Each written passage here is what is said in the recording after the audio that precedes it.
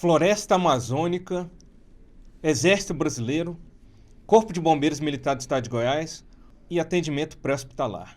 Como que todas essas coisas se interconectam? Você vai começar a descobrir daqui a 15 segundos. Can I get a...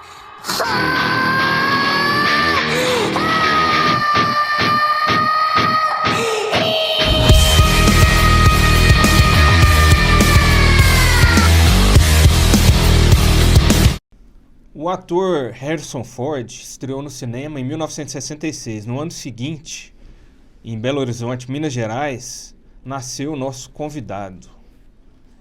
É uma coincidência ou foi uma homenagem, Coronel? Arisson de Abreu Pansieri. Eu acho que, na verdade, teve uma influência aí do George Harrison, baterista do Beatles, o baixista do Beatles, né? Então é uma senhora influência. Sim. Tá. Então o senhor é mineiro, né? E como é que foi esse início da vida do senhor lá em Minas Gerais e a vinda para Goiânia com a família? Bom, sou mineiro de coração, cresci no norte de Minas. Na verdade, eu sou de Belo Horizonte, nasci em Belo Horizonte, mas a família da minha mãe é da região do norte de Minas. E minha paixão sempre foi mato, sempre foi roça, sempre foi água. E eu mal saía de férias, ia para Corinto, que é a cidade da minha mãe, de lá eu ia para Janaúba, inclusive era polígono da Seca, onde inclusive eu aprendi a nadar, no rio Gurutuba. E aí, essa minha paixão pelas coisas mineiras, mas meu pai veio transferido para Goiânia. E aí ele veio para cá em 77 e nós viemos de mudança para Goiânia. E aí eu passei a ter uma outra paixão na minha vida, que foi Goiânia e o estado de Goiás, né? Goiânia é realmente uma cidade que hoje mora no meu coração, viu, Vênio? Tá certo. O senhor não tem nenhum militar na família, né? Como é que a ideia do militarismo surgiu na história do senhor? Situação interessante, uma história bacana, né? Meu pai morava em Manaus. Meu pai saiu de Belo Horizonte, foi para Manaus trabalhar com uma empresa do Exército, o GBUX. E nós ficamos em Belo Horizonte, e uma moça que trabalhava na nossa casa, ela era nossa secretária lá, ela fazia um programa do governo na época, um programa de alfabetização chamado Mobral. E eles teriam um filme, daqueles Super 8, né? Uhum. Na escola, falando sobre a floresta amazônica. E a Luísa me levou, porque ela sabia que eu tinha essa paixão. Meu pai mandava os cartões postais pra gente, né? E ele mandava as coisas da floresta amazônica. Eu era apaixonado na floresta amazônica. E a Luísa me leva para ver esse filmezinho lá que ia ser passado, esse documentário sobre a Amazônia. Mas, para minha surpresa, Mene, quem fez o documentário foi o Exército Brasileiro. E ali, eu indo para ver a floresta amazônica, quando eu comecei a ver a postura dos oficiais do Exército, o pessoal naqueles postos avançados, eu falei, eu quero ser militar do Exército. Aí me aparece um tenente lá fazendo flexão de braço, fazendo barra, fazendo canguru. Eu falei, eu quero fazer isso. E aí eu comecei a ter essa ideia na minha cabeça de que eu seria oficial do Exército Brasileiro. Então foi aí que nasceu essa vontade de vestir farda. Tá certo. Aí o senhor foi oficial do antigo 42, né? Sim. Hoje é brigado. Quando eu tive a oportunidade, mais para frente um pouquinho, me tornei escoteiro, né? Continuei a ter esse contato com o campo, com o mato, com os acampamentos, com essa história de viver, né? Através do pioneirismo que o escotismo te dá, e da disciplina e da questão do patriotismo. Todo sábado nós hasteávamos a bandeira do Brasil, prestávamos a nossa continência escoteira para a bandeira do Brasil. E aí, quando eu fui servir o Exército, quando chegou meu tempo de fazer o serviço militar obrigatório, eu já estava na faculdade, já estava no segundo ano de faculdade. Eu fazia Direito na Federal. E aí eu tive a oportunidade de fazer as provas para entrar como oficial do NPOR, que é o Núcleo de Preparação de Oficiais da Reserva do Exército. E aí eu fiquei um ano fazendo o curso, depois voltei fazendo um estágio de um mês, e depois no fim do estágio eu tive a grata satisfação de, pela nota, pelo comportamento, né, e por toda a análise que foi feita na minha como aspirante, de ter sido o primeiro colocado no Comando Militar do Planalto. A minha nota foi a mais alta nota do Comando Militar do Planalto na época. E aí o comando do 42 me convidou para voltar como tenente temporário. E aí eu realizei o sonho de criança, né? Me tornei um tenente do Exército. Ah, bacana. Pagando flexão, barra e canguru. Na época ainda podia. Joelho também. Joelho suportava, exatamente. Tá certo. Aí daí pro bombeiro, aí que a gente sabe, teve aquela história, né? Na implantação do bombeiro, em 1989, tiveram os militares, os oficiais que vieram da PM e a turma dos senhores, né? Os R2, né? R2, nós chamados R2. Foi em que ano que os senhores entraram? O concurso foi no final de 1990. Foi um concurso aberto para o Brasil inteiro. Inicialmente tinham 10 vagas e depois passaram para 21.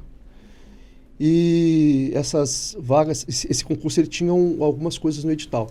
Você tinha que ser oficial temporário do Exército ou oficial R2. A diferença do oficial temporário é aquele que está servindo e o R2 é que fez o NPOR. Só que a exigência era que você tivesse mais de 2 anos de tropa. Então, o cálculo de quem programou, quem fez, né, o edital foi que seria 1 ano de formação, 2 anos de tropa, 3 anos de formação, que seriam os 3 anos de academia.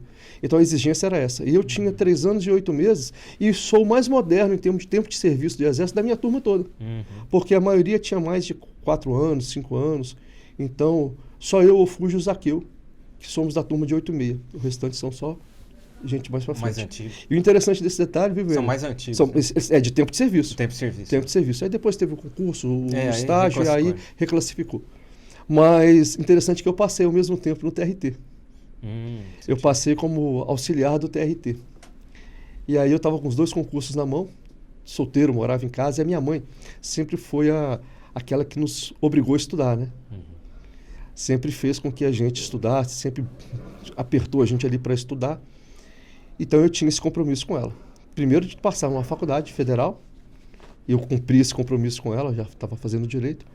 Estava terminando já a faculdade, prestei o concurso para o TRT, prestei o concurso do bombeiro.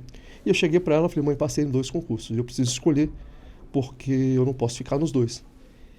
E, se não me engano, a gente, na época, nosso dinheiro era do cruzado, um auxiliar técnico do TRT ganhava 660 cruzados. E um tenente do bombeiro, 120. Aí eu falei com ela assim, só que eu preciso escolher, mãe, e já tenho a minha escolha pronta. Aí ela olhou e falou assim, eu já sei qual é, eu falei, se eu vou ser bombeiro. Ela, meu filho, pensa, olha aí. Eu falei, não, mãe, quem sabe um dia eu consigo chegar até coronel do bombeiro. Aí vai ser melhor do que o final da carreira como auxiliar do TRT, que são 3 ou 4 níveis só mais para frente. A não ser que eu tinha um outro concurso para juiz, mas aí é outra situação. Mas dentro desses 2 aspectos que eu tenho aqui, eu tenho uma visão de futuro melhor no bombeiro. Ela riu, né? Ela sabia que a visão de futuro era não ficar sentado numa mesa, né? Digitando processos, né? Analisando processos, auxiliando a analisar processos, e sim ir para o meio da rua, né? Dessa turma do senhor que veio para o bombeiro, dos R2, quantos que eram do 42º Batalhão? O senhor lembra? Eu, o Dias, o Araújo e o Lopes. Tá. O Gondim, ele era daqui de Goiânia, mas ele não era do 42. Ele trabalhava na brigada. O Fuji veio de Jataí, o Múcio veio de Jataí. O Gondim passou um tempo em Jataí e foi para a brigada. E o restante veio de fora. Não é da morte que temos medo, mas de pensar nela. Sêneca. Qual foi, na história do senhor, desde a infância, a primeira experiência que o senhor teve com a morte? Que é uma coisa que a gente, no bombeiro, a gente lida de perto, né? Imagino que o senhor vivenciou isso antes de entrar no bombeiro. Qual que foi essa experiência? Quando eu era garoto, assim que a gente mudou para Goiânia, meu pai comprou uma chácara em Aparecida de Goiânia, mas na época era só mato, lagoa, chamava Morada dos Pássaros lá. Hoje é um bairro de Aparecida. E nós fomos, meus avós vieram visitar Goiânia pela primeira vez, os pais da minha mãe, e meu pai nos levou para conhecer a chácara, mas falou assim, olha, deixa eu levar vocês aqui até a cidade de Aparecida. E passava por dentro ali, e tinha uma lagoa. Quando nós estávamos descendo, a gente tinha um Fusca. Nós estávamos dentro do Fusca, minha mãe, meu pai, eu, o Anderson, meu irmão, minha avó e meu avô. E quando nós estávamos na baixada, eu olhei para trás e falei, pai, vi um caminhão perdidão ali atrás. Caminhão, E meu pai olhou no retrovisor porque nós estávamos extasiados com a lagoa que tinha lá na frente, uma lagoa muito bonita, que hoje inclusive ela é aterrada. Quando meu pai encostou, tirou o carro, jogou o carro meio que para o mato, assim, o caminhão passou. Ele passou e foi direto para a lagoa, bateu lá dentro. Quando ele subiu, o caminhão deu aquela primeira flutuada, o motorista e o carona do motorista subiram desesperados pedindo socorro. Aí eu vi meu pai tirando a roupa, ficando só de cueca, pulando dentro d'água e nadando para buscar um deles. Meu pai chegou num deles e o outro, o pessoal veio correndo. As pessoas que estavam passando por ali era inclusive era, apesar de ser de chão, era uma pista de ônibus. Uhum. As pessoas passaram, teve uma pessoa lá que jogou uma corda, o step do caminhão se soltou e subiu, e acho que um motorista, não sei, o carona segurou no step, e o outro veio e eu vi meu pai entrando e tirando esse senhor de dentro da água. Meu pai, né, sem nunca ter tido técnica nem nada, mas por ter morado muito tempo em beira-mar, meu pai é do Espírito Santo, meu pai sempre teve um pouquinho de contato com a água, e ele entrou na água e tirou. Uhum. Então eu vi de perto ali aquela situação. Ele saiu todo machucado, ele tinha machucado o rosto. Minha avó e minha mãe fizeram o curativo ali no rosto dele, e nós ficamos dentro do lado de fora, e meu pai colocou ele no Fusca e levou ele para o... Existia pré-hospitalar na época, né? Eu ainda era criança. Uhum. E meu pai levou ele de carro para o hospital. Então eu tive essa observação, né? Imagino que isso aí foi fundamental na experiência do senhor, que veio culminar com a escolha do senhor dentro do bombeiro. O senhor é um precursor do APH, né? Pode ser, Vênia, mas naquele momento me chamou a atenção para uma coisa. Eu não nadava bem. E eu pensei, se um dia eu tiver que fazer igual o meu pai fez, eu preciso aprender a nadar. Aí na semana seguinte eu entrei para uma aula de natação. Ah, inspirou. teve esse detalhe, eu tinha medo da água. Eu tinha receio de água, eu não gostava de nadar, não chegava perto de água. Eu morria de medo de nadar. Aí numa dessas minhas viagens de férias para Janaúba, com essa vontade de aprender a nadar, eu aprendi a nadar, meu avô me ensinou a nadar, ensinou a dar as primeiras braçadas, né? E aí quando eu já voltei e me matriculei numa escola de natação, porque aí eu vi que eu tinha que ter essa responsabilidade, né? A pessoa, se tivesse que ajudar meu pai, eu era o filho mais velho, eu não tinha uma boa noção de água, e ali eu fui aprender realmente a nadar de verdade. Eu tive essa boa... assim, aí eu entrei dentro de uma escola de natação, fui aprender a nadar para ter um bom domínio de água. Aí, comando, essa parte então, o APH, né, que é a grande marca do senhor que o senhor deixou no bombeiro, né, esse foi um dos precursores. Conta pra gente como é que surgiu, né, desde a época lá do Chama Ambulância, toda aquela situação com o próprio Coronel Adriano, o Dr. Ciro, né, que a gente infelizmente perdeu em 2020, foi vítima da Covid, bem no início da pandemia. O que o senhor tem para contar aí pra gente dessa parte histórica? Vênia, quando eu ainda estava fazendo o estágio, o EAO, né, estágio de adaptação de oficiais, nós tínhamos aula de primeiros socorros com, então, o Major Cunha Matos, que era um médico, doutor Cunha Matos. Depois ele foi a coronel, tenente-coronel, foi diretor de saúde do bombeiro. Mas o então Major Cunha Matos, ele tinha uma paixão pela questão do APH. E ele nos apresentou um programa, que era um programa do governo federal da época, de 1990, um programa de atendimento pré-hospitalar, inicialmente para as estradas e depois para as cidades, visando acidentes de trânsito. Inicialmente era isso. Não existia uma questão dos acidentes domésticos, nem nada, era acidente de trânsito. Mas eu gostei do projeto e ele me pediu que fizesse alguns trabalhos, eu apresentei alguns trabalhos para a nossa turma, e aquilo ficou no sangue, né?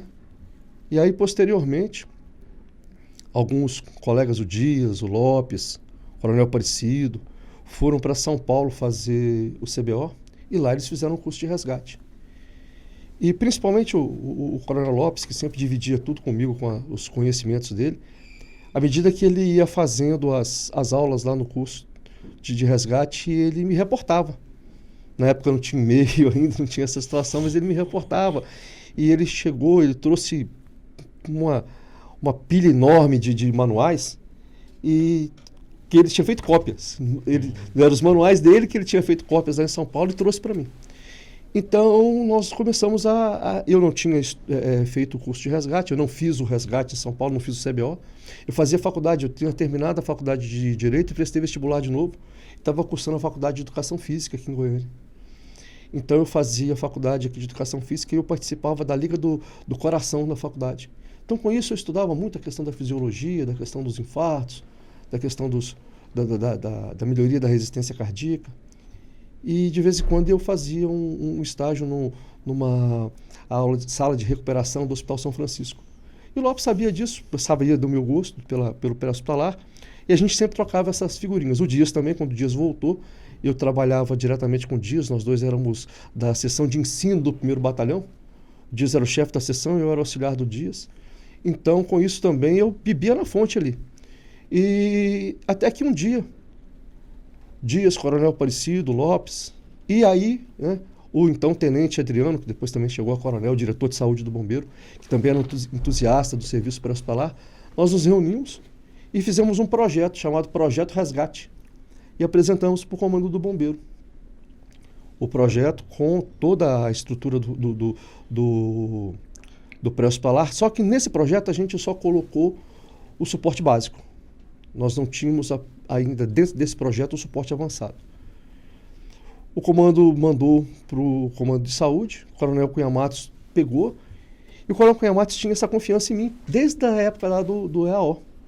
E aí ele me chamou, falou assim, olha aqui, ó, o projeto está aqui e eu tenho a missão de colocar aqui a parte de suporte avançado. Você me ajuda? Aí nós colocamos, inserimos no projeto, o coronel Aparecido, que era o cabeça da nossa equipe, pegou, juntamos tudo ali e apresentamos o projeto para o comando. E aí o comando mandou que a diretoria de saúde operacionalizasse o sistema. A diretoria de saúde não tinha condição de operacionalizar na forma de gestão e tudo mais, porque os médicos tiravam só plantão. Aí o coronel Cunha Matos pediu ao comando que me transferisse, eu trabalhava no SEMAN na época, que me transferisse para a diretoria de saúde para que eu implementasse a parte de gestão, de organização. E aí eu fui designado para a diretoria de saúde com a missão de transformar o Chame Ambulância, que era o programa que existia na época, em resgate pré-hospitalar. E logo na sequência a gente colocou já, a gente não sabia se seria um batalhão, se seria uma companhia, se seria um pelotão, né? Eu ainda era primeiro tenente, não dava para a gente dimensionar, então a gente colocou grupo. E aí a gente colocou o nome de GRPH, Grupo, né, de Resgate Pré-Hospitalar. E com o GRPH a gente foi dando essas manobras iniciais. Posteriormente a gente criou uma área isolada, a gente foi para o fundo ali do comando, do antigo comando, que era ali no quartel Lago das Rosas. A gente recebeu uma estrutura que hoje é o comando de saúde, né? Ali foi construído, o coronel Cunha Matos foi a pessoa que construiu aquilo ali com recursos do CIASUS e transformou aquilo ali no GRPH. Aí eu fui para lá, logo depois eu fui promovido a capitão, e eu recebi 38 bombeiros do Chame Ambulância e mais alguns quartéis que transferiram, e nós montamos a célula inicial do Projeto Resgate. Né? Então aquele projeto que foi iniciado lá pelo Coronel Aparecido, Coronel Dias, Coronel Piloto Lopes, Coronel Adriano, inicialmente também, né, pelo Coronel Cunha Matos, e antes disso, inclusive, a célula inicial, viu, Vene, foi feita por um pessoal da saúde, Coronel Luiz Nelson. O Coronel Luiz Nelson é odontólogo da reserva do bombeiro, odontólogo. Foi ele que chamou o Chame Ambulância para o bombeiro. Ele que trouxe o Chame Ambulância para o bombeiro. Então o bombeiro entrou, assim na nossa separação, o Coronel Nelson era um visionário, ele é até hoje um visionário, mas ele era um visionário de colocar o bombeiro numa situação isolada dessa questão de dependência da polícia. Na época nós tínhamos ainda uma dependência da polícia, e a visão do Coronel Nelson era que o bombeiro não tivesse essa dependência da polícia. E ele buscou o Chame Ambulância para que nós tivéssemos uma ligação com a Secretaria de Saúde. Então esse link do bombeiro com a saúde foi dado inicialmente lá, né, com o Coronel Luiz Nelson, Coronel Luiz Nelson Martins. Ele fez esse link, né, e ele trouxe o Chame Ambulância. Vem 32 ambulâncias. E o bombeiro operava. O problema é que naquela época nós não tínhamos a ideia do pré-hospitalar, porque o pré-hospitalar não era difundido no Brasil. E aí o bombeiro começou a fazer o serviço de ambulância. E a gente fala o seguinte, né? No contexto do atendimento pré-hospitalar, você tem o atendimento pré-hospitalar de urgência, de emergência e de assistência social. Se você assumiu de assistência social, é enxugar gelo, meu amigo. E aí você se perde ali. E foi o que aconteceu no bombeiro. O bombeiro assumiu o chame-ambulância, o chame-ambulância começou a fazer serviço de busca de pacientes, de translado de pacientes. E aí ele estava sobrecarregado com esse trabalho, ele não tinha... Que era aquela responsabilidade das prefeituras, né? Com aquela que deveria ambulância, ser... tipo alfa, né? Exatamente, exatamente. E aí, 2048. o Vênio, na portaria 2048, a ambulância, a tipo A, né? Isso. A tipo alfa, ela deveria fazer esse trabalho. A tipo B é a USB do SAMU, né? E a tipo C é a nossa UR, né? E a tipo D é a USA, né? Suporte avançado. Suporte avançado. E aí nós migramos do chame ambulância para o resgate pré-hospitalar com essa intenção de cortar essa ação do tipo A, que envolveu demais o bombeiro. Então, as pessoas falam, porque o chame ambulância foi um projeto que deu certo. Ele deu certo, foi ele que foi o projeto, né, piloto, para que nós entrássemos na Secretaria de Saúde, que nós entrássemos na área de saúde, que o bombeiro adentrasse, né, esses meandros da saúde. E a partir daí a gente conseguisse esses contatos, inclusive o recurso CIASUS, que durante muito tempo foi até uma questão de uma discussão nossa interna, porque o que acontecia? Nós fomos cadastrados no CIASUS para atendimento do CIASUS. O que a gente fazia? A gente fazia na rua, Vênia, o que o CIASUS não podia fazer. Então não existia SAMU. E aí o que o CIASUS fazia? Pagava o bombeiro como prestador de serviço, nós éramos prestadores de serviços, nós somos até hoje, prestadores de serviço do CIASUS, onde a gente fazia o serviço de rua que o CIASUS não conseguia fazer. Então ele não tinha profissional, quando ele não tem profissional ele paga. Nesse caso ele pagava para nós. Então a porta aberta para a gente conseguir entrar nesse esquema foi o chame ambulância. Eu fui gestor desse recurso quando eu fui trabalhar na manutenção lá sim, no aspirante do senhor, né? Sim, você foi meu aspirante lá no GRPH, já transformando para BSE, né, velho? Isso. E aí você foi o gestor do recurso CIASUS. Então você se lembra muito bem como é que funcionava. Nós recebíamos por atendimento, e recebemos até hoje. O dinheiro só não vem para o bombeiro mais. Mas a cada atendimento nosso, a gente recebe um valor lá para o atendimento de suporte básico, que é a UR, e de suporte avançado, que são valores diferenciados. E aí, com isso, a gente conseguiu dar o pontapé inicial. Recebemos as ambulâncias pequenas, né, as Elbas, mas a gente conseguiu fazer um projeto aí e logo de cara conseguiu comprar as viaturas maiores, as primeiras Silverados, depois as famosas F-250, lendárias. As lendárias F-250. Brincando não, Vênia, eu sonhei a noite retrasada com F-250, viu? E pra você ver, elas foram tão marcantes que teve muita resistência de alguns militares quando foi a transição pro furgão, né? Sim. Falam, não serve e tal, mas logo eles viram que a ergonomia, o atendimento do salão de atendimento do furgão é bem melhor, né? Então... A paixão pela F-250, ela morava no coração dos motoristas, né? Coronel, aí tem uma história que eu me lembro, assim, e marcante, né? Que foi justamente essa transição que a gente passou a fazer o suporte avançado. Algo do senhor tá lá no Hugo com o Dr. Ciro. Sim. E aí chegou um atendimento e falou, a gente tem que começar a fazer suporte avançado. Foi mais ou menos assim? Na verdade, quando a gente começou a fazer o suporte básico, quando eu fiz o projeto das primeiras viaturas, das primeiras URs, junto eu trouxe uma USA. O sonho já era a gente entrar logo no suporte avançado. Nós não tínhamos ainda uma questão operacional, nós não tínhamos ainda um poder operacional, mas eu já sonhava com a USA, e tanto que a gente fez a USA. E eu fui até ousado, Vênia, porque eu fiz a USA amarela, né? Ela era um amarelo quase... Era a USA 01. A USA 01, ela era quase um verde-limão, né? Ele era um amarelo quase verde-limão, com as cores do estado de Goiás. Eu fiz aquilo para impactar. Coloquei ali as faixas refletivas dela todas em azul. Então ela era verde, azul e amarela. E ela lembrava um pouquinho a bandeira do estado. A ideia era impactar para que o estado entendesse a importância de nos abraçar, né? De abraçar esse projeto. E buscar um apoio do Estado para que a gente pudesse operacionalizar, tanto com o médico regulador quanto com o médico intervencionista, porque aí a portaria 2048 já estava sendo, a portaria ministerial 2048 já estava sendo colocada em prática, E para que a gente tivesse suporte avançado, era necessário ter um médico regulador, um centro regulador, a gente tinha um 93, só faltava colocar o médico regulador junto, e os médicos intervencionistas e os enfermeiros, porque a USA tinha que funcionar com um motorista, um médico e um enfermeiro. E no nosso projeto, quando nós implementamos o projeto, no nosso projeto, aquela equipe do Coronel Aparecido, do Adriano, do Lopes e do Dias, nós colocamos um militar, um bombeiro também dentro da USA, um auxiliar, para que ele fosse o auxiliar do médico e do enfermeiro nas atividades pré-hospitalares. Então nós tínhamos já isso tudo já configurado em projeto. E aí, conversando com o Coronel Adriano, ele falou assim, vou te levar para conhecer uma pessoa. E me levou no Hugo, para conhecer o diretor do Hugo. O diretor do Hugo, nós chegamos lá, Dr. Ciro Ricardo de Castro. Quando eu chego para conhecer o Dr. Ciro Ricardo de Castro, o Adriano mostrou para ele o projeto, falou para ele. O Dr. Ciro falou assim, muito bem, meu jovem, então você quer criar um serviço de atendimento de suporte avançado. Primeira coisa que você vai fazer é estudar. Ele abriu um armário que ele tinha lá e me deu 2 manuais. Me deu um ATLS e me deu um manual de primeiros socorros da Austrália, todos eles em inglês. Ele falou assim, se você não sabe inglês, você vai ter que aprender inglês. Aí eu brinquei com ele, porque os bons manuais de atendimento pré-hospitalar são todos em inglês.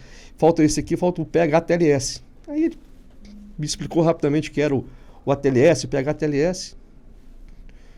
Eu não titubeava muito na hora de ler o inglês. Demorava um pouquinho, mas saía. E eu comecei a ler aqueles manuais. Nesse espaço de tempo, o Dr. Ciro me chamou as 2 vezes no Hugo para ver os atendimentos chegando, né, de forma inadequada e como seria importante a gente colocar essa situação. E aí nós executamos um projeto. O Dr. Ciro tinha uma capilaridade muito grande dentro da área política, não por ser político, mas por ser um bom gestor. E por ser um gestor apaixonado, viu, Vênio? Então, quando ele chegava mostrando os projetos dele, ele era apaixonado no Hugo. O Hugo era um dos filhos do Dr. Ciro. E o Dr. Ciro pega essa missão e leva essa missão para o então prefeito de Goiânia, professor Nion Bernassi. Nós entramos na Secretaria Municipal de Saúde e começamos a fazer o projeto de capilaridade do resgate nos vários bairros de Goiânia. E quando ele mostrou esse projeto para o Dr. Nion, o professor Nion virou e falou assim, olha, Dr. Ciro, esse projeto é muito grande, ele não merece ficar só em Goiânia, ele merece ir para o estado inteiro. E levou o Dr. Ciro para a Secretaria Estadual de Saúde, apresentou o projeto, nós apresentamos o projeto para o próximo, quem seria o próximo secretário, o Dr. Henrique Santilo, que foi inclusive ministro da Saúde, né? E eu e o Dr. Ciro fomos até a chácara do Dr. Henrique Santilo, levamos para ele o projeto. Mostramos para ele essa capilaridade, essa necessidade dessa capilaridade do projeto Resgate, já com outro nome. O Dr. Ciro tinha feito pós-graduação lá em Curitiba e ele conhecia bem, e ele trouxe lá o nome do projeto de Curitiba, que era o CIAT, Sistema Integrado de Atendimento ao Trauma e Emergência. O Dr. Ciro já tinha batizado o projeto de CIAT. Nós levamos esse projeto ao Dr. Henrique Santilo, ele ficou extremamente entusiasmado. E quando nós saímos da chácara dele, a gente já saiu com a promessa dele de que queria fazer isso. E ele já levou o Dr. Ciro para a Secretaria de Saúde. Foi criado o CIAT, aí o Dr. Ciro Ricardo de Castro, eu, Dr. Sandoval Carneiro, nós 3 implementamos o CIAT. E aí o CIAT, que era a célula inicial do suporte avançado, foi dado a ele um status de estrutura dentro da Secretaria de Saúde. O Dr. Ciro assumiu a diretoria do CIAT, o Sandoval assumiu a diretoria médica do CIAT e nós começamos o trabalho. Bacana. Tá aí até hoje.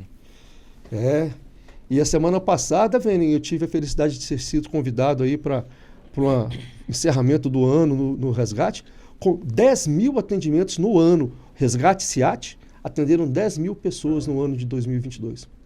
Coronel, e falando no Resgate, teve um personagem, um militar, muito marcante lá no BSE, trabalhou para o senhor, foi chefe de ala, e ele tem uma fala aí, uma pergunta para o senhor. Olá, Coronel Alisson, como é que o senhor está? Grande comandante, um dos melhores comandantes que eu trabalhei durante meu tempo de serviço, e me pediram para lembrar uma passagem com o senhor, né? A gente trabalhou tanto tempo junto que eu acho que passagem é o que mais a gente tem. um com o outro. Mas eu lembro de uma, bem no comecinho da carreira, quando a gente ainda estava se acostumando com os tenentes NPOR, que tinham acabado de chegar no bombeiro, e aí colocaram o tenente Alisson para ser o comandante do pelotão, que eu era o sargento responsável pela disciplina. E nós tínhamos um coronel que tinha mania de ir lá e sacar aluno da sala de aula e passear com esse aluno, botar um fazer missão. E nesse dia o tenente falou assim, olha, não é para ninguém tirar aluno meu dentro da sala de aula. Você está entendendo? Eu falei, sim senhor, tenente. O tenente saiu e eu fiquei pensando, bom, vamos ver do que é feito esse tenente, né? Vamos ver do que é, se ele aguenta pancada mesmo. E nisso, o dito oficial veio e falou, determinação, tirar o fulano de dentro da sala de aula, informa o senhor que o tenente falou que não é para sacar ninguém dentro da sala de aula. Não, mas eu estou determinando, informa o senhor que é determinação do tenente. O oficial saiu bravo, chutando, nervoso e tal. E quando o tenente chegou, eu informei o tenente o que tinha acontecido e o tenente segurou a bronca. Falou, não é mesmo, e acabou. E desse dia para frente eu vi do que era feito. Um grande oficial do Corpo de Bombeiros, um camarada que eu tenho orgulho de dizer que foi meu comandante por várias vezes.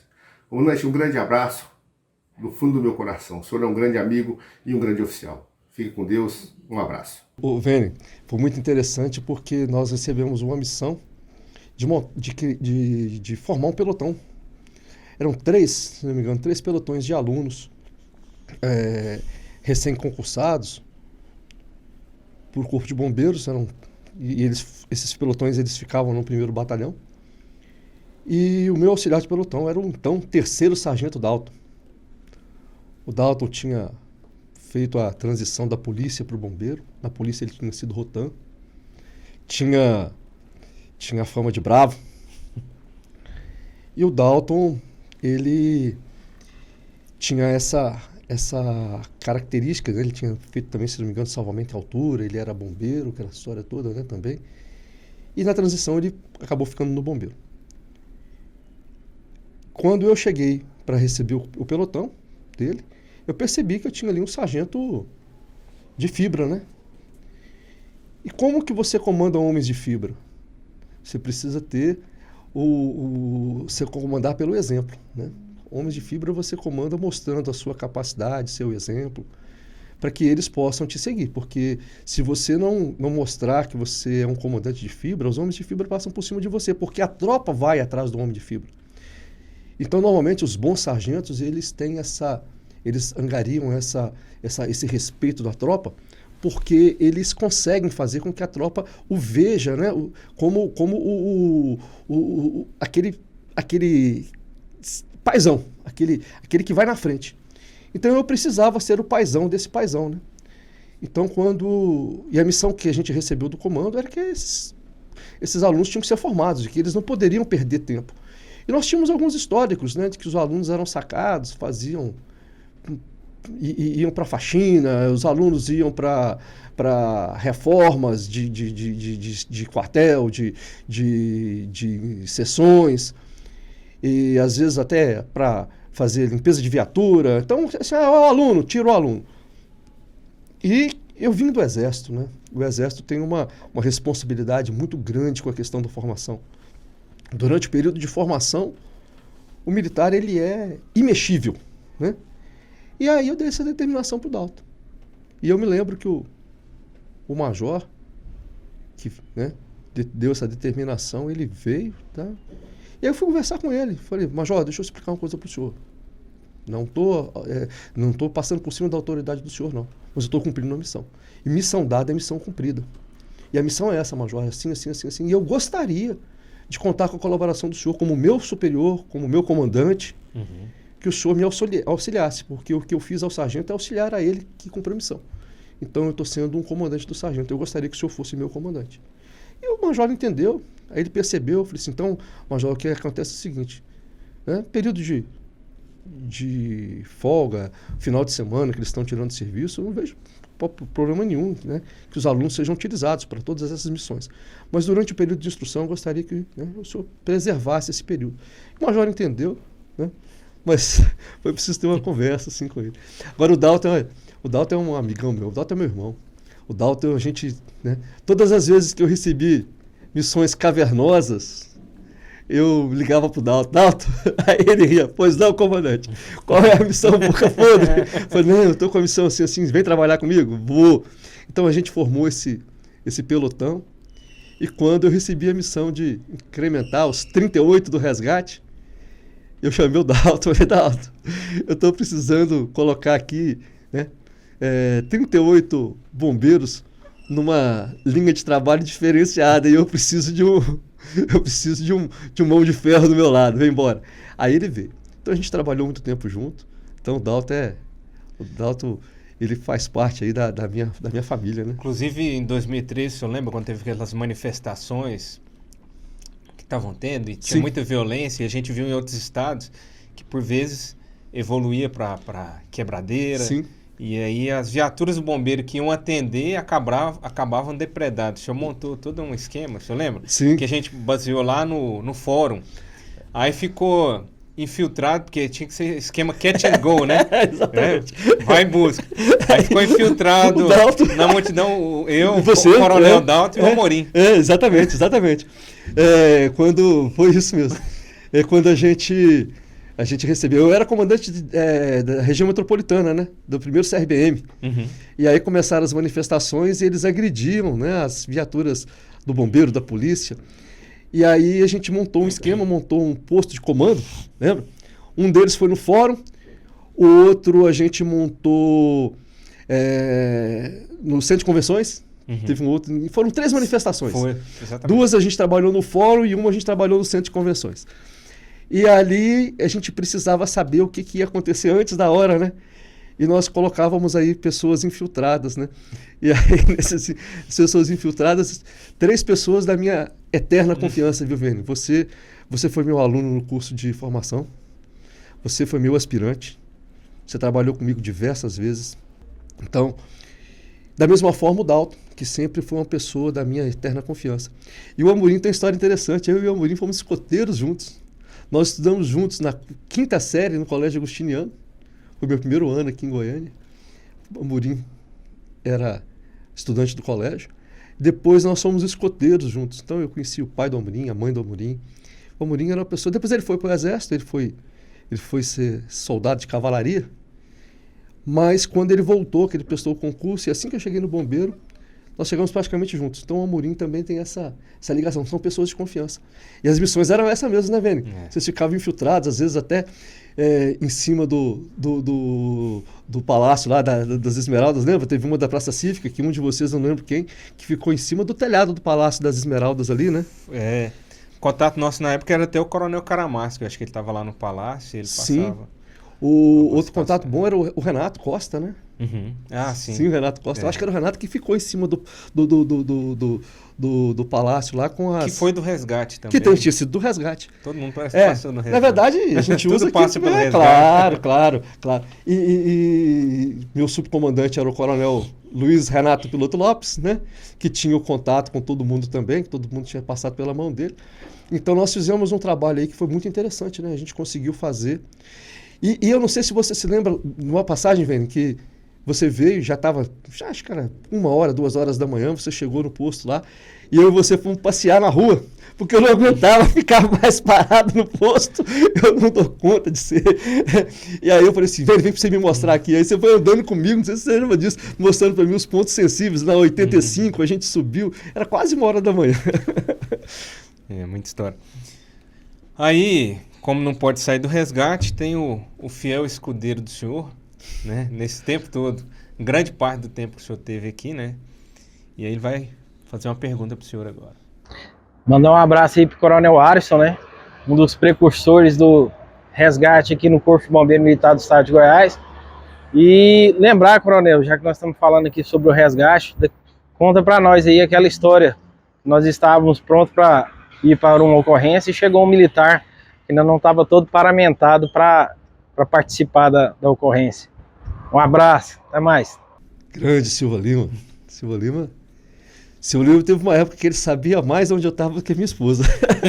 A minha esposa precisava saber de mim, ela ligava para o Silva Lima.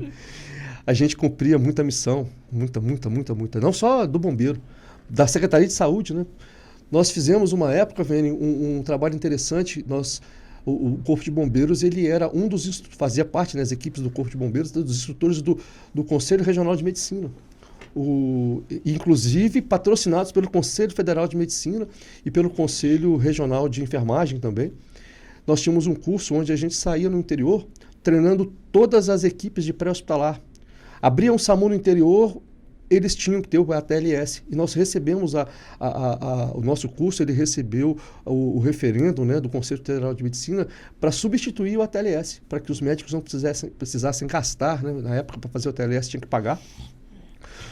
Nós trouxemos os instrutores do ATLS aqui, fizemos o curso, do PH-ATLS, inclusive levamos o pessoal do resgate para dentro da sala de aula, todo mundo com PH-ATLS, e a gente tinha esse trabalho. E o Silvio Lima, além de trabalhar comigo a semana inteira dentro do resgate, era ele que era o meu auxiliar de instrução para a gente ir para o interior. Então a gente rodava junto aí a semana inteira, sábado e domingo. Uhum.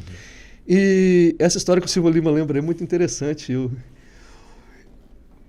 meu comando era um comando aberto, Vênus, você lembra? Você trabalhou comigo.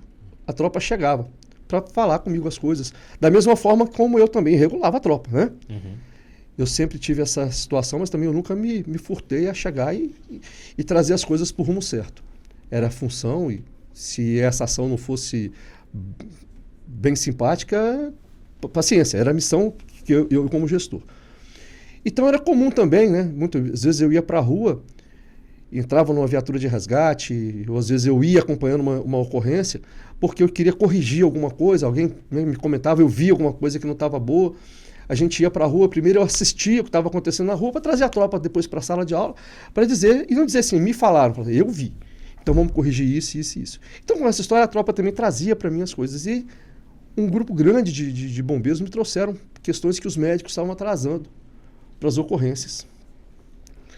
E como eu fazia com o pessoal do resgate, eu me coloquei de serviço. Só que eu falei assim, eu vou pegar uma sexta-feira. Falei para minha esposa assim, me leva no quartel. Acabou o expediente, eu fui embora para casa. Normal.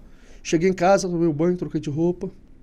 Botei outra farda, falei para minha esposa assim, botei o outro operacional, falei assim, me leva para o quartel e amanhã cedo você me busca de volta. O que você vai fazer? Eu falei, eu vou, né, fazer uma incerta dentro uma inopinada dentro das viaturas de suporte avançado. Eu vou correr nas viaturas de suporte avançado hoje. Eu falei com o pessoal da escala de serviço para não escalar o auxiliar bombeiro. Quem vai ser auxiliar da período da noite sou eu. Uhum. E feito isso, né, o pessoal da administração já montou ali e eu fui para dentro da viatura de suporte avançado. Aí teve uma ocorrência, o Dalton era o motorista, inclusive. O Dalton tinha me pedido para sair da administração e concorrer à escala de serviço que ele precisava para regular algumas das coisas dele. O Dalton era o motorista dessa viatura, desse suporte avançado. Aí deu uma ocorrência, eu já corri para dentro da viatura, sentei lá no fundo, e nem acendi a luz da viatura, fiquei sentado lá no fundo, esperando o médico. Só que, com certeza, o médico regulador avisou para o médico intervencionista, o Major Arisson está aí, e ele é que está de serviço dentro da viatura. E mal bradou, o médico já estava dentro da viatura, junto com a enfermeira. Enfermeira Ernestina, grande Ernestina, uma das boas enfermeiras, mãezona dos bombeiros, né? Quando nós estávamos nos preparando, nós tínhamos um curso de soldado funcionando, né, dentro do BSE e de vários quartéis, né? E um militar estava escalado para ser auxiliar também dentro da viatura. Como estagiário, ele estava fazendo estágio. Quando a gente está preparando ali, já Dalton pegando o QTH, a gente já pegando noção do que era a ocorrência, o COB já passando, a gente já pegando os dados, eu inclusive estava no rádio pegando os dados. Quando eu olho para trás assim, entra um militar só de uniformezinho de educação física, calção e camiseta. Quando ele pôs o pé na viatura, que ele olhou para o fundo, que ele me viu, ele tentou voltar. Não sei se ele pensou se é melhor eu correr para dentro do alojamento. Aí eu já dei aquele já nele, falei assim, para dentro da viatura agora. E ele estava com a farda toda enrolada debaixo do braço. Aí eu dei aquela organizada no mental dele, né? Olha, a gente não tira serviço de dormindo de calçãozinho e camiseta, não. É de uniforme operacional. O máximo que você pode fazer é tirar a sua bota. Ou seu coturno, né? E vim correndo, já calçando o coturno. Porque o que acontece? A partir do momento que nós estamos dentro da viatura, e eu fui mostrando para ele. Falei, olha aqui, ó, eu e o médico e a enfermeira, você tá vendo a enfermeira aqui? Ela já tá montando todo o material. Sabe por quê? Porque a gente já sabe o que é a ocorrência. E você não sabe nem o que é. Você não sabe se é acidente de automóvel, você não sabe por quê, porque você está preocupado primeiro em pôr sua farda. Então eu mostrei para ele, não é por questão de querer impor uma determinação que está fardado, não é por conta disso não. É porque a sua missão aqui é já se envolver com a ocorrência. Então você não está sabendo. E enquanto eu ia falando isso, aí ele ia ficando nervoso, vendo, e aí ele não conseguia colocar. E aí a Ernestina chegava para ele, calma. Aí a Ernestina tentando acalmar. Então, assim, são passagens interessantes. Eu adoro o cheiro de napalm pela manhã. Tenente Coronel Bill Kilgore, personagem do filme Apocalipse Now. Quando eu cheguei no bombeiro, o primeiro personagem que eu pensei quando eu vi esse oficial foi no Bill Kilgore, né? Aí, justamente lá no CRBM, no segundo CRBM, eu e o coronel, agora é tenente, o Eduardo Cansado, né? Subtenente Eduardo. Na época ele acho que era sargento. Aí a gente sempre citava assim, que se algum dia fosse feita uma biografia desse oficial, ia se chamar Com a Sutileza de um Furacão, né? É o coronel que vai fazer a pergunta agora para o senhor. Já tem mais. Olá, pessoal. Bom, em primeiro lugar, parabéns pela iniciativa da atividade. Eu já imagino isso com um grandíssimo sucesso. E principalmente com relação a essa pessoa, Coronel Arisson de Abreu Pansieri, uma pessoa incrível dentro do Corpo de Bombeiros. Ele é um profissional nato e um excelente instrutor. Dentro dessa tônica de instrução, tem fatos pitorescos, mas como é que é essa história que você pertencia a um grupo que o pessoal chamava de Huguinho, Zezinho e Luizinho? Coronel Luiz Renato Piloto Lopes. O Lopes é meu irmão, né? Nós nos falamos todo dia. E o Lopes, ele foi o instrutor da minha última instrução no curso de formação de oficiais do Exército. A gente tinha uma instrução chamada IESP, Instrução Especial. E a IESP, ela combinava com um campo de concentração. A nós era dada uma missão. Na missão a gente era pego numa emboscada e éramos pegos como prisioneiros de guerra. E éramos levados lá para o alto da Serra da Jiboia. Ali nós experimentávamos os aparelhos de tortura, aquelas coisas todas, e ficávamos presos ali. Nós chegamos lá por volta de, acredito que 1h da tarde, um pouquinho antes disso, e ficamos até por volta das 3 da manhã, quando a gente colocou em prática um plano de fuga. Tudo isso fazia parte do treinamento. E o chefe do campo de concentração foi o tenente piloto, né? Então, ele tinha sido nosso instrutor de metralhadora no curso e foi o chefe do nosso campo de concentração. Então, uma pessoa que, né, beira o amor e o ódio, né? Essa história Mas isso foi superado, foi missão, depois ele chamou a gente para conversar, falou, olha, não foi nada pessoal, tudo aquilo que eu fiz foi questão de missão. E aí, eu e o Lopes passamos a ter uma amizade, ele foi tenente temporário junto comigo no quartel, a gente veio junto para o bombeiro. Tive a honra de ter o Lopes como meu parceiro, inúmeras missões. Foi meu subcomandante. E nós tínhamos uma parceria de trabalho, eu, Coronel Lopes e Coronel Dias. Tanto que eu falei para vocês da questão do projeto Resgate, que nós três estávamos envolvidos. Mas não era só isso, não. O Dias, ele era o chefe da seção de instrução do bombeiro e eu era o auxiliar dele. E a gente fazia a missão, o que pudesse, no campo. O que a gente podia fazer de treinamento no campo, a gente ia lá para a área do Exército, a gente pegava uma outra área sempre. Nós fazíamos instrução constantemente no campo. Fazíamos instrução de salvamento em altura. E a nossa referência sempre foi o Lopes, né? Principalmente de salvamento em altura. Então nós andávamos juntos, dando instrução e fazendo essa situação. E a tropa nos apelidou de Huguinho, Zezinho e Luizinho. Aqueles sobrinhos do Pato Donald, né? Então, nós tínhamos uma tropa de antigão aqui, o pessoal, principalmente os mergulhadores, né? Eles eram bem malas, no bom sentido, né? E eles nos apelidaram de Huguinho, Zezinho e Luizinho. porque nós três andávamos juntos. E aí quando estava na ocorrência, ocorrência de incêndio, Coronel Dias, Tenente Dias, pode ter certeza que eu e o Lopes estávamos lá. De folga a gente corria para a ocorrência. Ocorrência do Lopes.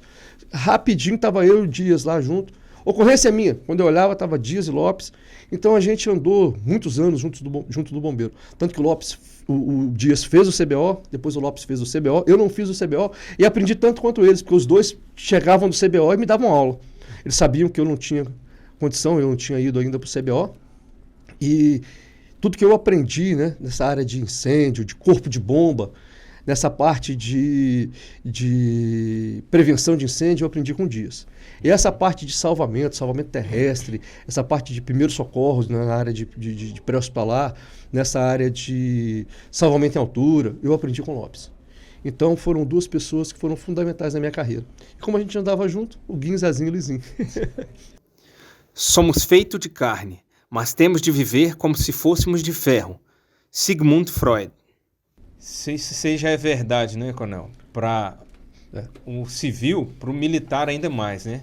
A gente tem uma vida muito estrita, né? Muito dedicada, uma dedicação exclusiva. Então o senhor passou a maior parte da vida, poderíamos dizer, né? Na caserna, né? E esses 6 anos que o senhor está fora, como é que está sendo essa readequação? Como é que o senhor avalia que está esse retorno à vida, não civil, mas à vida fora da caserna, né? Vênia, a primeira situação é você ser aceitado de novo em casa. Né? A adaptação sua à casa e a casa a você. Porque eu sempre fui muito ausente. E eu não preciso falar isso para, né, dizer que você está dizendo que você se dedicou ao bombeiro. Você sabe disso. Você trabalhou comigo boa parte da minha carreira. Então você sabe que eu fazia isso por obrigação, pelo exemplo, porque eu nunca determinei alguma coisa que eu não estivesse na frente fazendo. Eu sempre quis ser exemplo para a minha tropa. Mas eu fiz por paixão a instituição também. Então não posso dizer que eu só estava cumprindo missão. Muitas das vezes eu não precisaria fazer o que eu fiz e eu fazia por pura paixão. E a minha esposa sempre soube disso. Quando nós fomos nos casar, eu disse para ela. Eu falei, minha grande paixão é isso aqui. Quer dividir comigo? E a minha esposa sempre também foi cumpridora de missão. Ela é mais proativa ainda do que eu, muito mais. E aí ela assumiu a minha casa. Na verdade, a nossa casa, né? Ela assumiu de forma verdadeira mesmo. Então ela passou a ser a comandante dentro de casa. E a Amanda nunca teve tempo ruim para fazer as coisas. Ela sempre assumiu tudo e sempre foi uma pessoa que, né, além de eu ser apaixonado por ela, de amá-la, eu tenho um respeito muito grande e eu tenho uma dívida de consideração, porque se eu pude ser esse profissional dedicado e se eu pude me envolver de coração com o bombeiro, é porque eu tinha plena tranquilidade de que a minha casa estava sendo bem comandada. Né? Então esse comando duplo, né, eu dentro da... E tanto que a Amanda é uma excelente motorista, também, dirige muito melhor do que eu. Então até essa tranquilidade eu tinha. Sabia que meus filhos estavam em boas mãos. Em boa mãe, né? Então isso fazia com que eu tivesse essa liberdade de ação. E que ela comandasse a casa. Quando eu cheguei de volta, eu não tomei o comando dela de forma nenhuma. Mas eu precisava me adequar, porque eu vim de uma função que eu era comandante. Você se adaptar de uma função que você era comandante para ser comandado não é fácil. A cabeça trava.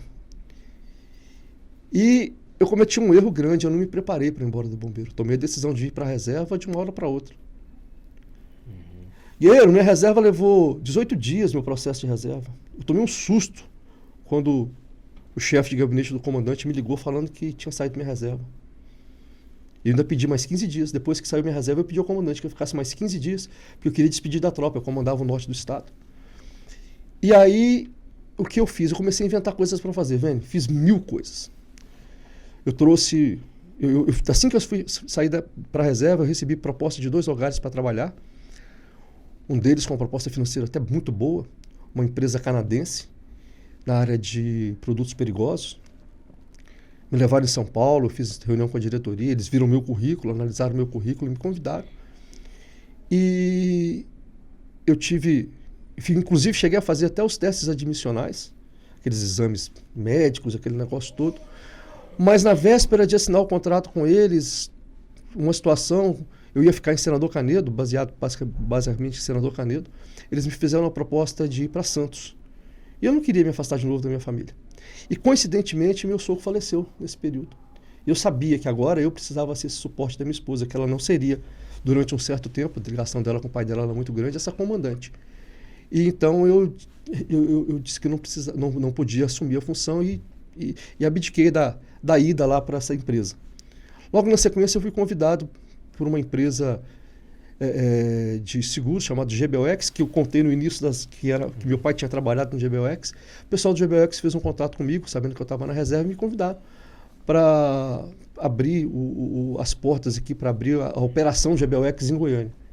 E eu fiquei quase 2 anos trabalhando com essa empresa, abrindo, né, o mercado operacional de Goiânia para a empresa. Um pouquinho depois dos 2 anos, eu interrompi e comecei a trabalhar auxiliando meu pai, que eu faço até hoje, né? Então eu sou agregador de seguros hoje, faço o contato dos segurados do meu pai e tento buscar mais segurados para implementar uma carreira, para dar aquele auxílio, assim. Na verdade, o que eu faço hoje, eu auxilio meu pai e tento buscar coisas para poder dar uma melhoria. Só que isso tudo é uma forma de você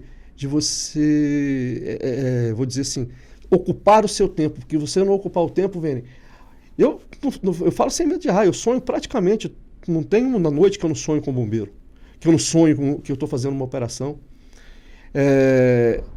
Aqui vai até um desabafo, sabe? Eu acho que em algumas situações, poxa, Vene, eu fui instrutor minha vida inteira no bombeiro. Do dia que eu pus os pés nesse bombeiro até o dia que eu saí, eu, coronel, comandante regional, eu tirava um dia para dar instrução. Eu dava instrução no Corpo de Bombeiros. Eu sempre fui instrutor da Academia de Bombeiros. Fui comandante da academia, né? Fui instrutor em praticamente todos os cursos do bombeiro. Se você olhar esses bombeiros mais antigos, nenhum deles deixou de ser meu aluno em alguma situação. Todos esses bombeiros foram meus alunos. O pessoal da banda de música, né, Denis? A banda de música teve curso comigo, fez curso comigo. Eu fui comandante da banda de música, né, como chefe da BM5. E então, eu penso assim, poxa, essa vida inteira... Inclusive, eu fui instrutor da PM, fui instrutor da Polícia Civil, né, da Polícia Técnico-Científica. E aí eu fico pensando o seguinte, a gente vai para a reserva e não existe uma porta aberta para que a gente possa continuar. Porque eu não parei de estudar, eu continuo estudando, eu tenho... né, um prazer em, de vez em quando, estar sempre vendo alguma coisa de pré-hospitalar, de salvamento, né? As atualizações do pré-hospitalar eu sempre tenho acompanhado. E principalmente nessa área de coordenação, de chefia, de liderança, né? Poxa, eu passei pelos 3 estágios. Eu fui comandante operacional, eu fui comandante tático, eu fui comandante estratégico, né? E então eu vi essas 3 nuances de forma de comando, né? E pude observar no campo, porque quando eu era comandante estratégico, eu estive presente em todas as operações. E aí você vai para a reserva como se você não soubesse nada, né? Então eu acho que deveria existir uma situação para que a gente pudesse ser aproveitado como instrutor. Sim, né? Com certeza. Eu ouvi de alguns oficiais, não do bombeiro, não, a gente não chama o pessoal da reserva porque eles ficam ultrapassados. Mas eu acho que algumas coisas não tem como você perder, sabe, velho? Então esses 6 anos de reserva aí são 6 anos que eu continuo me apaixonando pelo bombeiro a cada dia, continuo me envolvendo. As pessoas do bombeiro continuam me ligando, me pedindo para ajudar, eu continuo ajudando. Eu sempre que posso auxilio um ou outro. Mas não à toa, o senhor foi um dos primeiros nomes que a gente lembrou para esse programa, né? E tá participando do primeiro episódio. Quando eu saí do bombeiro, o bombeiro não saiu de mim, né? E de vez em quando a minha esposa fala assim, poxa, o pessoal do bombeiro não para de te ligar. E eu tenho pelo menos uma vez por semana, sabe, Vênia? Alguém do bombeiro me liga, me pedindo ajuda numa coisa, numa outra. E eu corro o que eu puder fazer, porque é eterno, né? E nós que sabemos da eternidade da alma, né, Vênia? Com certeza. Nós sabemos da eternidade dos amores que ficam impregnados na alma, né? Exatamente. Coronel, o senhor já entrou na questão existencial, né? Tem uma pergunta que eu fiz questão de incluir nesse programa, que vai fazer parte também, que é de uma grande referência de um programa de entrevista, que era do Antônio Abujanra, né? O Provocações, né? Uma pergunta fundamental, né? Ela não vai ser a última, que eu ainda vou ter mais um último comentário, então vai ser a penúltima. Coronel Arisson, o que é a vida? A vida, ela é a nossa experiência eterna, né?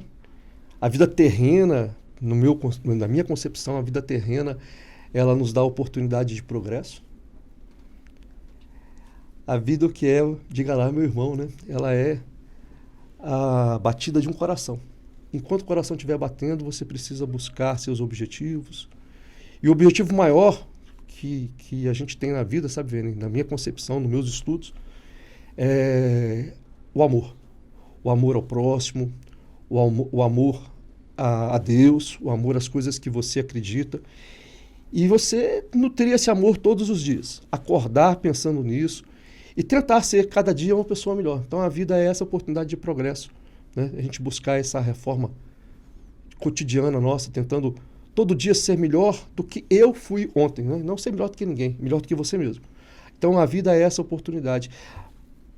A vida terrena, porque na minha concepção a vida não termina, né? Quando nós encerramos a nossa fase corpórea, quando o corpo já não responde mais e que a gente encerra, né, os nossos sinais vitais, nossa alma continua vivendo. E a nossa vida é essa, a busca da melhoria, a busca do amor, a busca da essência, né, que é essa essência de Deus, essa essência do amor de Deus. Vou falar um diálogo que ocorreu em algum dia, acho que foi no 2º Batalhão. O senhor vai rememorar. Me disseram que você é músico. Não, senhor, eu sou bombeiro. Foi no 2º Batalhão mesmo, né? Foi um comandante que tinha no 2º Batalhão. Eu tinha ido para uma despedida, uma comemoração de 10 anos, que a gente tinha terminado o 2º grau da minha turma. E eu paguei 2 bombeiros para trabalharem nesse evento. Um trabalhou de churrasqueiro, outro trabalhou de garçom. E quando reúne com a minha turma de colégio, sempre o pessoal pede, toca aqui uma coisa aqui, eu fazia serenata, né? Tocando mal demais o violão, cantando mal, mas a gente ia lá e fazia serenata para as meninas, naquela época você podia andar na rua ainda, né?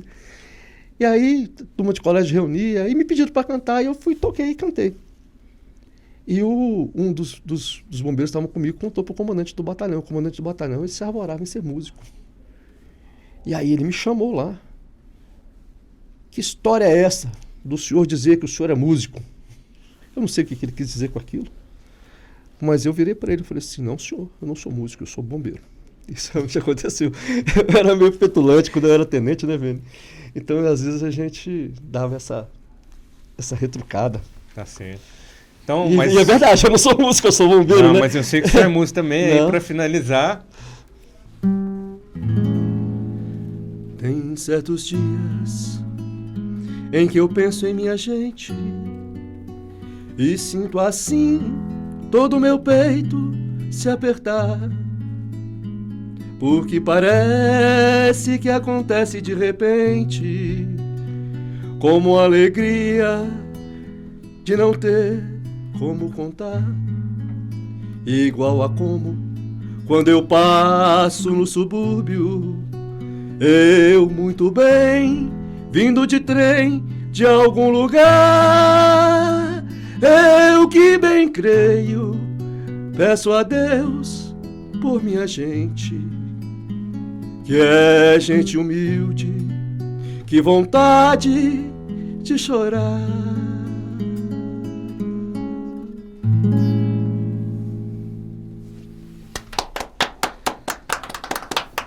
Na verdade, eu escolhi ver essa música do Gente Humilde para lembrar da minha gente do bombeiro, né? Porque o bombeiro é um ser humilde. A humildade do bombeiro, ela faz a diferença. Nós somos uma instituição que nos envolvemos com a comunidade, né? Nós somos uma instituição que vivemos a comunidade, nós somos uma instituição que sofremos com a comunidade. E essa humildade do bombeiro é que faz com que ele seja respeitado no mundo inteiro, né? Sim. Então, Coronel Aires, queria agradecer aí, é uma imensa satisfação receber o senhor nesse primeiro episódio do Bronto Podcast. Até expliquei para o senhor a brincadeira aí do nome, que é um duplo sentido, mas um duplo sentido bem humorado, e eu sei que as pessoas como o senhor têm uma história, né, que remonta aos primórdios do bombeiro, mas também que aponta para o futuro, né? Espero que realmente essa questão que o senhor falou, a gente consiga modificar, nós que estamos aqui, né? Porque a questão da instrução, né, dos mais antigos, então, são conhecimentos que a gente precisa resgatar, né? Que a gente precisa manter, faz parte da nossa história. Então, agradecer ao senhor a disponibilidade de estar aqui e, em nome do Corpo de Bombeiros, né, que nesse caso estou falando, as portas estão sempre abertas, a casa é do senhor, né? Veni, eu queria, em nome de todos os Brontos, agradecer a oportunidade, agradecer ao Comando do Bombeiro e a toda a instituição por abrir as portas, né? E esse programa, pelo que eu sei, eu sou o primeiro, né, o piloto, mas que ele traga aqui muitos bombeiros que têm muitas histórias. Então, em nome de todos os Brontos, eu gostaria de agradecer, desejar um feliz 2023 para toda a instituição. Obrigado, mano. Vem, muito obrigado.